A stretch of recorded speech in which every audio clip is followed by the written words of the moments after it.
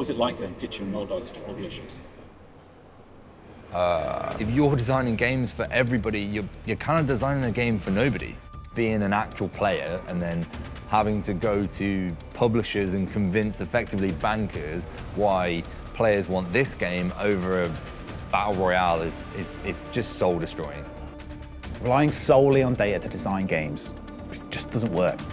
We don't want to make something that everyone else is making. We want to make something familiar but new. And this is why WARDOGS isn't built for everyone. People keep saying that WARDOGS is going to be a battlefield killer. WARDOGS is not a battlefield killer. It's got its own identity.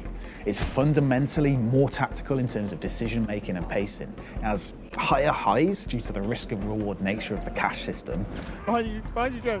Got him, I know! Did I get it? Yes! But that naturally also comes with lower lows and friction that you don't see in smooth-edged AAA releases. And it's friction that helps shape a game's identity. For a lot of our design choices, we use this scale to help guide when something is too hardcore or too arcadey. So if you're trying to explain the game to your friends, this scale should help you show them where WARDOGS sits. In WARDOGS, every life matters. Every decision you make matters. And because of that, the game fundamentally has levels of friction. Your loadout has a cost, which means every life has a value. So the more equipment you take in, the more death can hurt. WARDOGS has no squad spawn system, so you can't just respawn on your friends. You have to make your way back to them. WARDOGS has realistic gunplay. Bullet drop, penetration, ricocheting bullets, we have a lot. It just means that you have to think before you pull the trigger. This is all friction a publisher will tell you puts people off the game, forgetting that it's the challenges that give games identity in the first place. WARDOGS' core session loop is addictive and replayable, but the metagame is a work in progress. Let us show you what we'll be building while we're in early access and why you will be able to continue to play WARDOGS for years to come.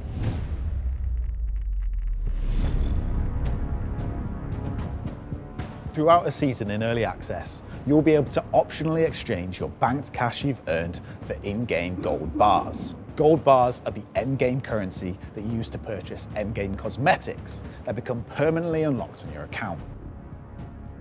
Now, here's where things get spicier. The exchange rate of cash to gold bars will fluctuate daily, which means every time that you log in, you, alongside the rest of the community, will have a choice. Do you invest now, or do you buy in the dip? At the end of a season, your cash and XP progression will reset with your cash auto-converted into gold bars. This will allow newer players to be on a more level playing field with veterans and us as developers to overhaul the meta progression throughout early access. Your gold bars and cosmetics from a season will stay permanently on your account across seasons. On top of the core loop, we'll have the following features planned, which will permanently reward your time spent in the game. Player skills will give you a meaningful way to build permanent account value across seasons. By simply playing the way that you want to, you'll earn skill points every time that you rank up. Whether you're a medic looking to revive faster, an infantry player refining weapon handling, or a pilot optimizing fuel efficiency, you can invest your skill points into the roles that match your playstyle. This incremental but permanent progression ensures that veterans can feel their efforts paying off. The challenge system will provide extra short-term goals as a way to reward exploring different playstyles, earning you additional resources for your account, which can be invested in the black market. Now this is a big one. We want you to be able to spend your earnings in more interesting ways outside of the match, so you're geared up for the next time you play or your mates come back online. That can mean bribing an arms dealer to smuggle you weapons or ammo overnight, or dealing with the seedy underground of culture and placing wagers, betting you can kill 10 enemies in one life in the next match. For time-strapped players, we want to add the ability to invest your cash and upgrade your own businesses. Hear me out. Having your side hustle businesses making you items for the next time you and your mates get back online to play is the true endgame. Buying out a weapon or a vehicle manufacturer will enable you to produce custom loadouts and items that you like to use the most, cheaper than the in-match vendor.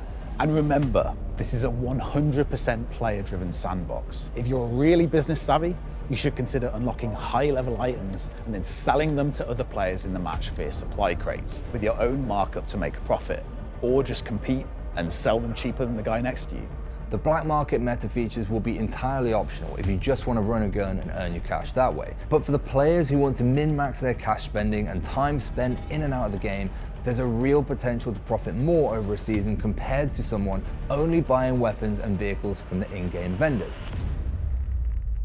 Finally, we have the Vault. Every gold bar, item, weapon or vehicle you obtain from the black market ends up in your personal vault and is redeemable for free in future matches. The size of your vault will be capped but upgradable permanently. Another endgame goal for you to optionally work towards. The metagame is the thing that packages up WARDOGS as an experience players can stick with. Like we said, it's not already on day one.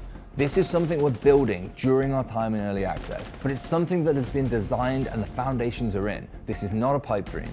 Let us know in the comments what you think about the metagame and if it's something you could see yourself getting into. There are many more features we want to add to the game alongside the usual content drops, balance patches, and quality of life updates throughout early access. But it will take time as we develop towards the full release and console versions of WARDOGS. We have over 350,000 wishlisters already on Steam now, so we're preparing for a strong early access launch later this year. But we're also expecting a drop-off. That's completely normal for most games. WARDOGS isn't being built for everyone. It's being made for players who really get what we're trying to do. With the recent discourse around player numbers with various high-profile AAA flops, we want to make sure we're realistic about our own expectations for the WARDOGS community straight out of the gate, as we don't need the same profits massive AAA releases do to keep the lights on. If WARDOGS settles somewhere between 3,000 to 10,000 daily concurrent players, that's success to us.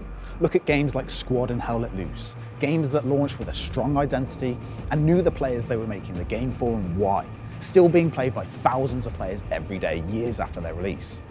That level of community support for WARDOGS will keep servers active, and the community will always be able to play and host their own servers no matter what. Every additional copy sold to a new player will be directly funding future content. It's that simple. You buy the game, you play it, and we can keep building upon the early access foundations we're talking about right now, long into the future.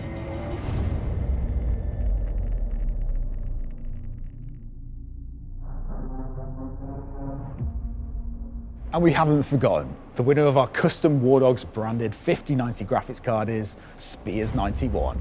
Our community manager, Lossie, will be in touch with you in the coming days to sort out getting this to you. WARDOGS is available to wishlist on Steam now, and anyone can sign up to our closed playtests. In the meantime, follow us on Steam and X for all the latest updates as we head towards early access later this year.